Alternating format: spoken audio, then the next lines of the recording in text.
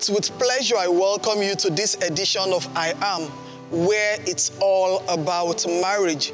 From beginning to the middle to the end. What do I mean by that?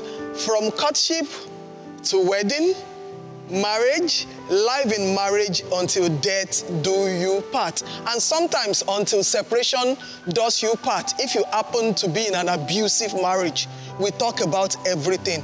And today, I have a power couple with me that will be telling us how they do it.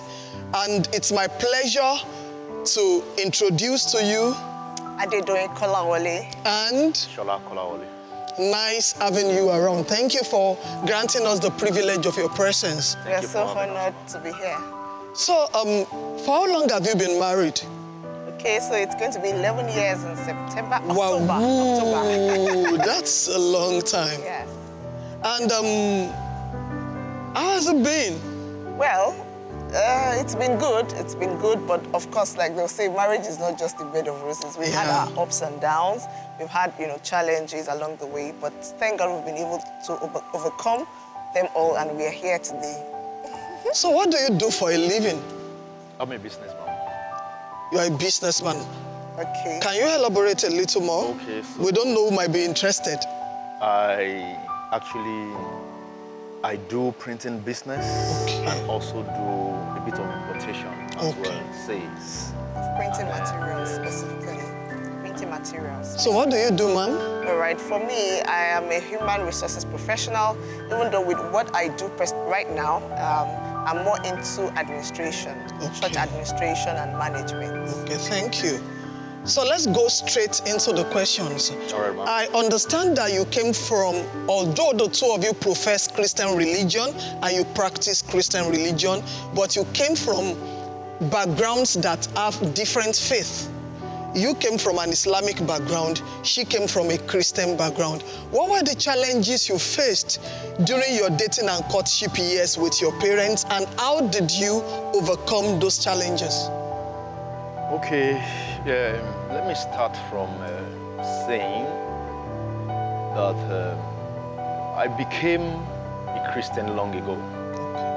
Actually, when we were growing up, because my mom happens to be a Christian, so my dad is a Muslim. So, we were actually not far from faith growing up.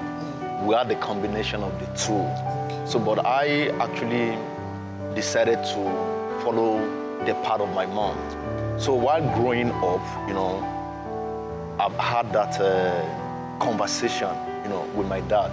It wasn't easy, really, actually, because the truth is that I faced quite a number of challenges, and then we have a lot of differences.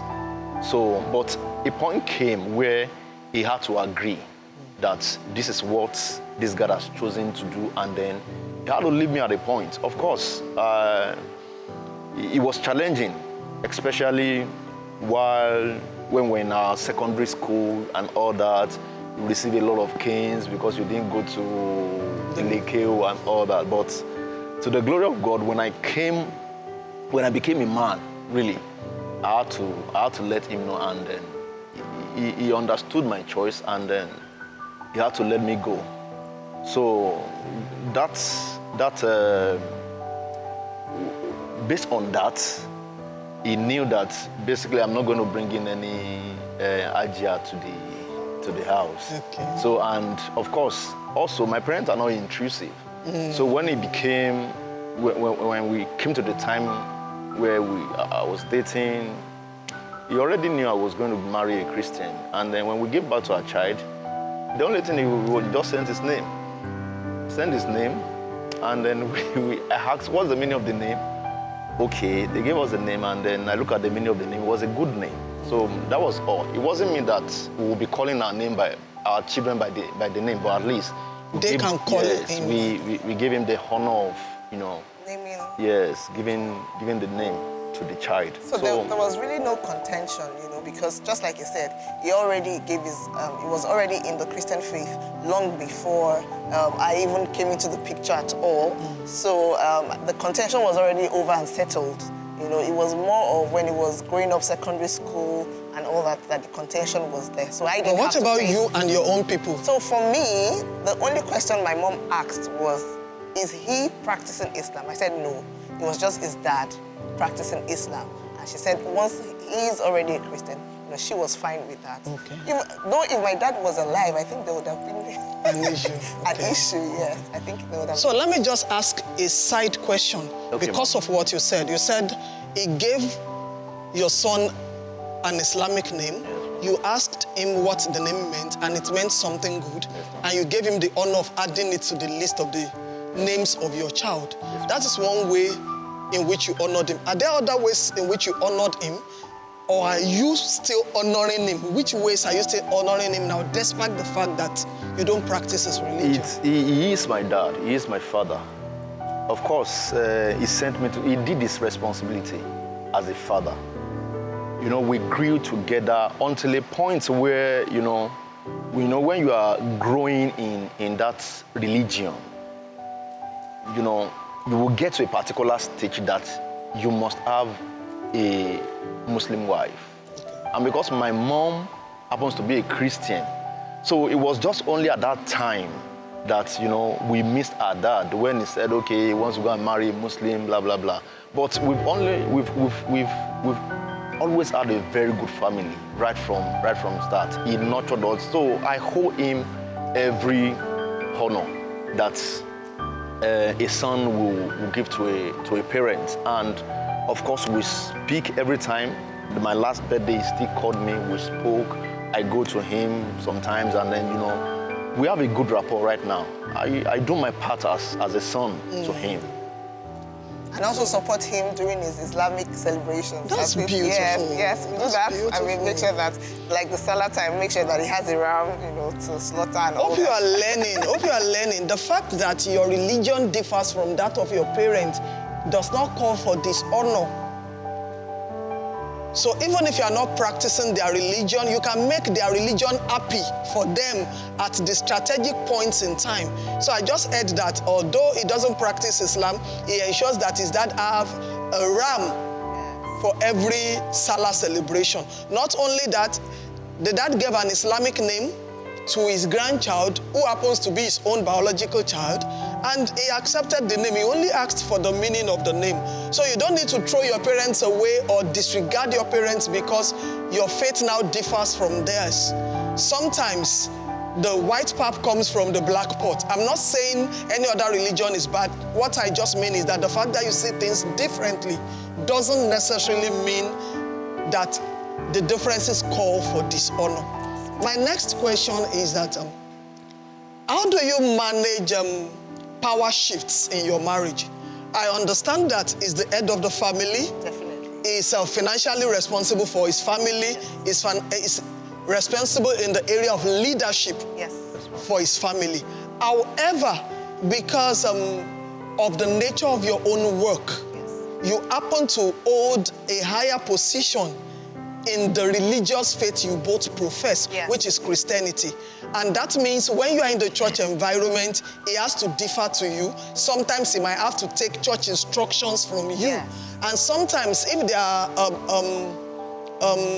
oversights or errors from his department that needs to be addressed and penalties meted out, your office demands that you are not partial, that the kind of treatment you met out in punishment to other departments, you meet it out to him. How do you balance it in such a way that it doesn't affect your marriage and it doesn't affect how you see yourselves? Okay, thank you for that question. First, the foundation is there that, you know, he's the head of the home. I understand that family government, that when it comes to the home, is the head. However, being somebody that my role is higher than his, in the church where we worship, we just bring the power dynamics, we just bring balance to the power dynamics. So since I already have that understanding, first we had a discussion when I came into that role. Of course, the reason why I'm in that role is because he allowed me. He gave me permission to be in that role. If he did not give me the permission, I mean, the role won't even be, I won't even be in that role in the first place. Please let me make you pause. Hope you are listening. Any office you are going to take, that might threaten the peace and the harmony of your marriage should be subject to discussion with your spouse, so that there will be background rules. Don't, because you are qualified for that role or skilled for it, just take it regardless of what they think. You can always talk things through. Yeah. And that is what she's saying. Yeah. We are listening. We discussed it. We talked about boundaries. You know, of course, there's also the place of mutual respect. I respect my husband as the husband. As a person, of course, I respect him. But he's also a very matured person, so that he respects my office. Okay? So there's always that line. When we're addressing things that are official in terms of church matters, you can see, even if it's a message, you can see the tone from him. You know, so that line is just very clear. If it's personal issues, you can see the tone, you can see, if it's something formal or official, you can also see the tone from it. I think majorly communication, and also the fact that I already know that when it comes to the home, he's the head. Also, I try to ensure that my role in church does not overshadow my marital roles. I try. And when it comes to priority, most of the time, I prioritize my marital relationship, which is important. Yeah. So I also picked one salient thing there. She's always conscious of her role, and she's also conscious of her marriage. She doesn't wear the cap of a superior in church at home. She drops that cap in church, and when she gets home, she wears the cap of a wife. Yes. Thank you for that enlightening talk. Sir, yes, ma'am. As a business person, I want to understand that your business didn't pick up immediately after you started. Absolutely. It took a period of time. Yes. How did you manage family finance during the time when the business was still crawling? And how did it affect your relationship with your wife? Okay, thank you very much for this question. So, when I started dating my wife, I've started business for a while in school then, and while dating her, I ensured that I did all I could, even as a student, to take care of her. So she already knew that I'm not a lazy person. Please, let me make you pause. Did you listen to that? You know, there's one local saying that a Saturday that will be good, you will be seeing the signs from Friday. He has been showing himself as being responsible even before he got married to her. Please continue. When our dad died, of course, I was even still on IT then. Out of the little change I was collecting from the IT, I ensured that I did my part.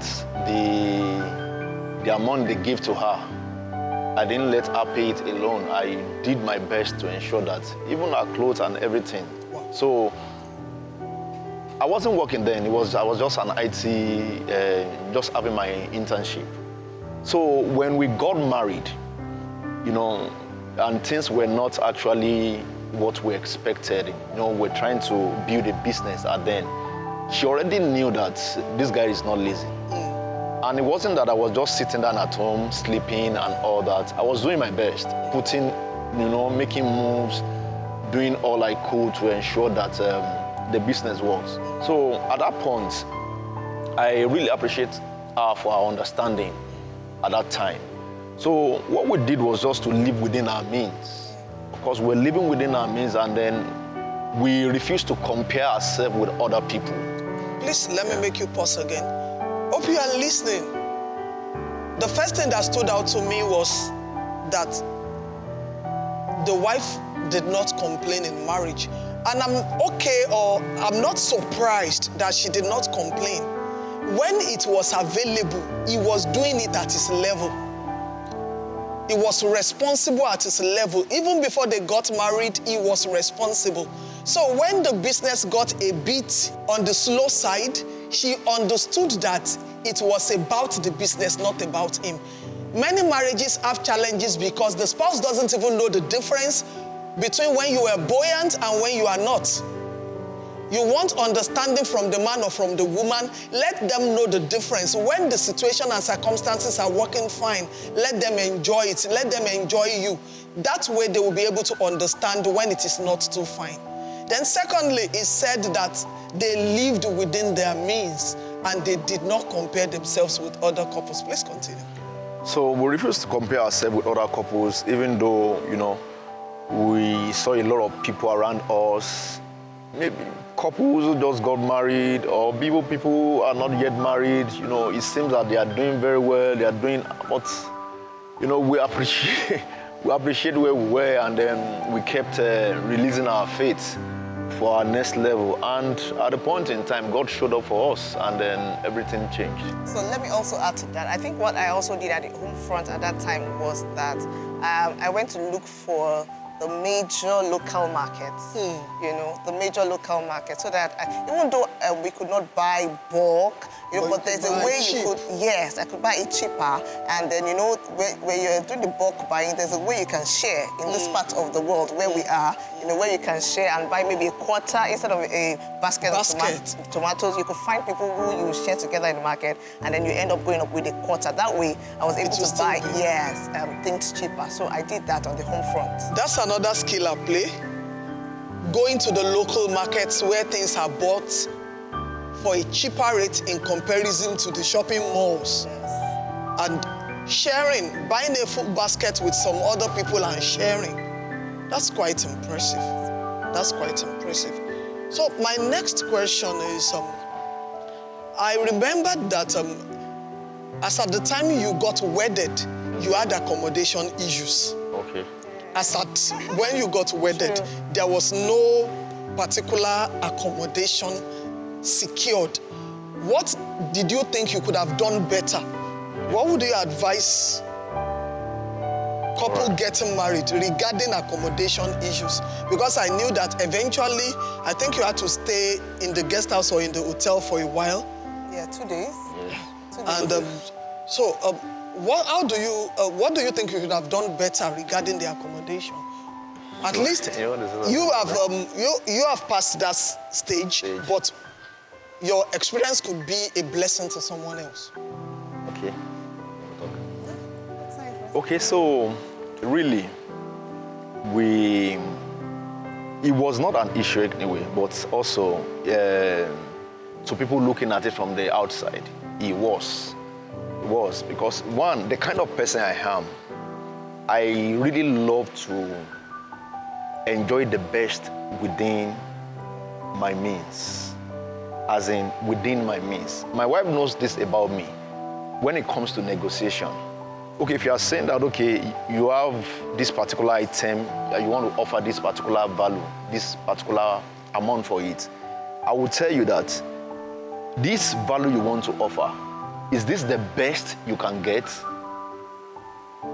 So it wasn't that we didn't have the resources then, actually, but I wanted the best value for your money, for the resources. We got some places that are farther than where we eventually stayed. I could have said, okay, let me pay and all that, but I just said no, that I should have more value for that's something I was actually looking for. One, because I didn't actually want a place that is too far. I was walking around Ikeja then, and I was saying, okay, even if I'm going to take taxis, I'm going to take a bus, at least maybe 1 or 2. So, and then I really didn't want any interior place. Okay. There was a particular time that, sincerely, in this Lagos, so I really didn't want a place that is too far.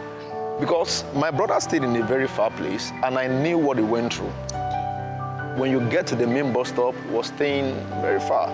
When you get to the main bus stop, you have to pick another bike to where you were going. And then, I now look at it, by the time you now the cost of the bike you take every day. There was a day we did the arithmetic, and over a year, it has passed the amount that you could use to get a house in a closer environment. So that was all that was running through my mind. Of course, there were a lot of prayer that, just go and get the place, just go and get the place. I said, see, at the end of the day, even my wife have to say that, I really don't understand you again. I said, see, at the end of the day, you don't even know where you're going to walk. At the end of the day, you will know that this decision is the right decision. Of course, I can't advise anybody to do that right now, because it was crazy then. It was like, this guy, what are you, what's your problem?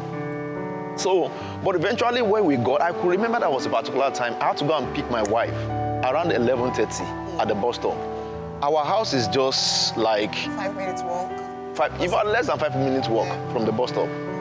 If we had gone to a place where she would have, probably after the bus stop, take another bike that would take around 11:30. Where would you get one? Where would she get a bike? So it was part of what I was thinking then. But of course, really, it wasn't an experience that I want to repeat in my life. So what I would say, probably I could have settled for a more remote place, probably. Like how many months would you advise somebody that has already had the marriage date fixed? Like how many months ahead should the person start looking for an accommodation? No, you should start looking for accommodation the day you decide to marry. Wow. You know, because the truth is that our generation is different from the current generation. I'd known my wife before. We dated for about four years, and you know, we understand ourselves and all that. The kind of Gen Z marriage that we have right now, you know, they may not be able to understand it. Well, I feel that maybe what we could have done better was, you know, maybe to start the search earlier. Okay. Probably. Yes. Maybe to start, we have started the search earlier than we started making the search. That would have been. And also, you know, another thing I would love to say is, you know, we should focus more on the home more than maybe the wedding, the marriage, blah, blah, blah. You know, a lot of people focus on, okay, my big day, and then the area of the home, they don't, you know, put more emphasis If you on are that. listening, he's talking about placing more premium on the marriage than the wedding. The experience after the joining, which is the wedding, is the marriage. And that is the most important thing. Many people focus more on the wedding, which lasts less than 12 hours. Or Less than. Even if you want to declare that you are from a wealthy home, let's say you have an event every day, maybe it lasts for 1 week, and when the wedding is over in a week, the reality of life, which is marriage, begins to stare you in the face. So it's saying it's better to be more prepared for the marriage than the wedding. So, in addition, what I would just say is that, one, if you're going to get a house, start the search on time. And two, don't get something that you will not be able to afford. Okay, for example, if you want to pay your first rent, people can come to your aid to pay your first rent. Uncle and parent, I'm looking for a house. People can gather money for you to get your first rent. But by the time, and 1 year is like, when you get your house, the first year, I don't know, it's maybe the first year, it's always like 6 months. So fast. It's always like 6 months. And you just wake up one day and you discover that, in the next 2 months, year. I'm going to renew my rent. So also, I remember my spiritual father told us that, see, if you want to get an apartment, get something that if you know you are contributing a certain percentage of your salary every year, you can easily renew it. You can easily renew it. So live within your means is what he's saying basically. Let me quickly ask this question. So how did you manage your relationship within the 4 years when you dated such that there were no compromises? And what I mean by compromises was the issue of sex before marriage and all the sorts. How did you manage the relationship such that you were around yourselves, you were talking, you were seeing? Because I can remember that we went to the same school, you attended the same religious house. So how did you manage it in such a way that things did not degenerate into sex and things like that? Okay, so first of all, coincidentally, we were not so much around of ourselves because when we started dating, he went on IT. Okay. While I was in school. And then by the time he was coming back to school, I was going on IT. Okay. By the time I was returning from IT, he was already graduating. So I think that we were not, but a few times... I went to serve. Yes, then he went to serve and all that. So it was more of, most of the time, it was more of, I think I can say it was more of a long distance than us being together. Okay. But do you want to talk about how we manage the time? Yeah, and then when we have time to come together, quality time. We try as much as possible to spend quality time with each other, discuss things and all that. We really... But basically, how did we avoid all those kind of, maybe not going into fornication and all of that? For me, okay, when he was in school, he had a roommate. I also had a roommate. So it wasn't like we're living together. And we just avoided... So roommates are lifesavers? Yes, they are. They are. Good roommates are lifesavers. Emphasis on the not good. The one that will excuse you when the lady comes. Exactly. So we also, avoided being alone in times that, environments that can are conducive for such thing. Accountability is also very important. I thank God that, the pastors we had back in school then, who are still our pastors, they held us very accountable. They asked questions. So you cannot even run rings around them. Yeah, it was very open. They could ask us questions and we just, so accountability is also very important when it comes to, dating. So lastly, can you give us an instance in your marriage, maybe where something has happened that could have destroyed the marriage, but you were willing to forgive yourselves, move beyond it, apply wisdom, and you are still standing? Because you can't tell me you've been married for 11 years and nothing has happened. Oh, yes. Okay. Let me state an instance. I think that was like the most recent. It was like about 8 or 9 years in our marriage. And as little as it may sound, it was really a serious issue. Because around that time, I had somebody, helping out at home. And then I began to ignore the cooking. Okay. So I just left it to the person to help out and all of that. And he started complaining that, because my husband likes good food. So he started complaining that this Who doesn't like good food anyway? He started complaining, that you can't just leave this person to, help out with the food. The quality of the food, is not as it used to be. But I just felt like, why is the help there? Why is this person helping me? Why should I? And he was like, even if you're not going to do it yourself, supervise to make sure that... Please, let me quickly make something clear. This is not about domineering your wife. This is not about subjugating your wife. You could hear us say that the quality of meal that was served when the house help took over dropped. And it was noticeable. So he was complaining about the quality, not because she wasn't the one cooking, but because the quality wasn't what it used to be. And he wasn't insisting that she does the cooking. He was saying even if she cannot cook it, she should supervise it to ensure that the quality is sustained.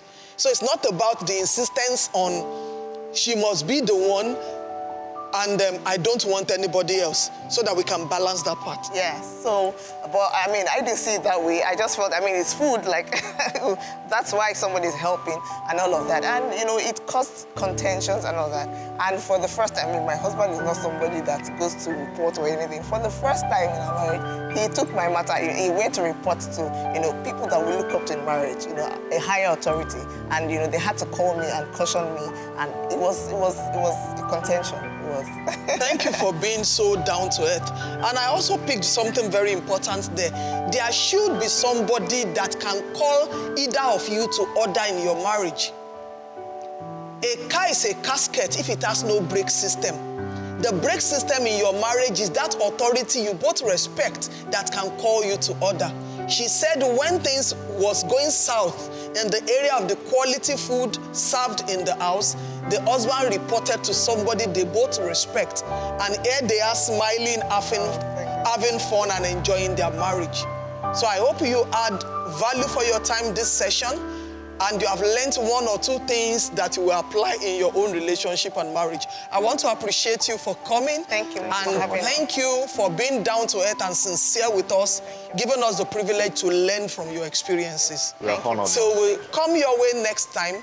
Enjoy the remaining of your day. Thank you.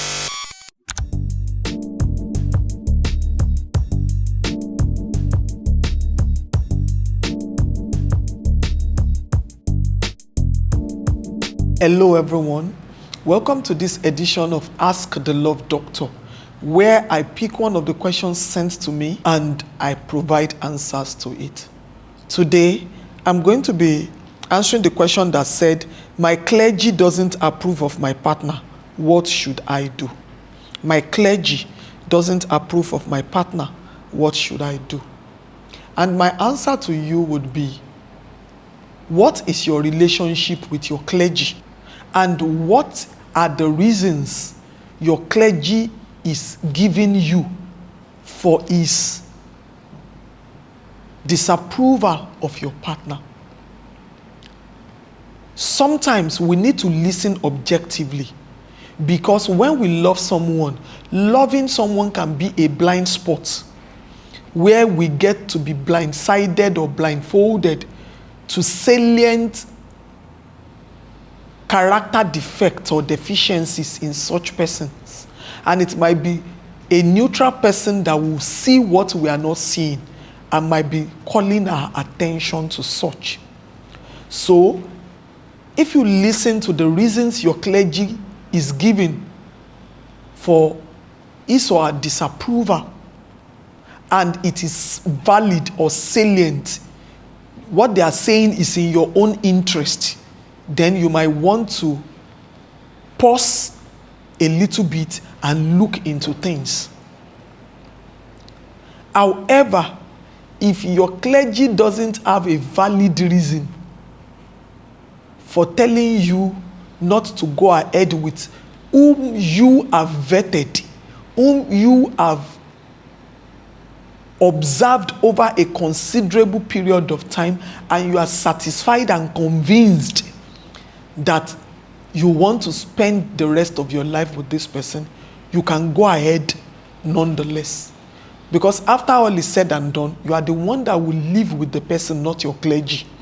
I understand that the clergy hold positions of respect in religious circles, and deeply spiritual persons tend to defer to their clergies. However, your clergy is somebody's husband or somebody's wife, and you did not make their love decision for them. So you have a right to make your own love decision too. They might be concerned legitimately, but let them present that concern to you, and you objectively scrutinize that concern and look into it. Then make your decision. If their concern is valid and you looking into it, there is no way around it. It will be something you will have to endure or live with if you marry the person. Then you ask yourself, can I live with this if this person does not change, or if there is no solution to this for the rest of my life, and still live happily? If the answer is yes, go ahead. But if the answer is no, you might want to have a rethink. Secondly, if they do not have valid reason, if it's sentimental reasons, or maybe they have somebody else they are thinking about, then they do not have a point. You can go ahead, make your decision, and enjoy your life regardless of what they think.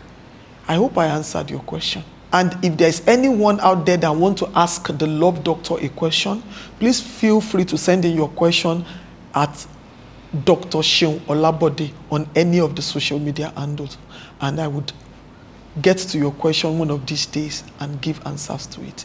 Thank you for watching. Enjoy the rest of your day.